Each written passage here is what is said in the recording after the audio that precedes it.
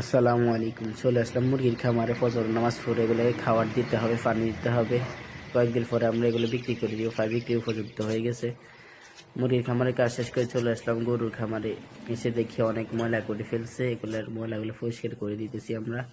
তারপর এগুলোকে গোসল দিব, গোসল দিয়ে এগুলোকে খাবার দিব আমরা। দেখতে দেখতে প্রায় গোসল শেষ পর্যায়ে, যেহেতু অনেক ময়লা করে ফেলেছে সেহেতু এগুলোকে পরিষ্কার করতে গোসল দিতে একটু সময় লাগতেছে। অবশেষে আমাদের গোসল দেওয়া প্রায় শেষ পর্যায়ে। আমরা এগুলোই গোসল দিয়ে যেতে হবে আমাদের মাছের প্রজেক্টে। আমরা অলরেডি রওনা দিয়ে দিছি। এখন আমাদের বাড়ির পাশের প্রজেক্টে মাছগুলোকে আদার দিব। দেখতেছেন আমরা আমাদের প্রজেক্টে আদার দিতেছি। মাছগুলো অনেক তাড়াহুড়ো শুরু করে দিয়েছে খাওয়ারের জন্য। যেহেতু আমাদের বাড়ির থেকে আমাদের মাঠের প্রজেক্টটা অনেকটা দূর, সেহেতু এখানে যেতে একটু দেরি হচ্ছে। অবশেষে দেখতে দেখতে আমরা প্রজেক্টের পাশে চলে আসলাম।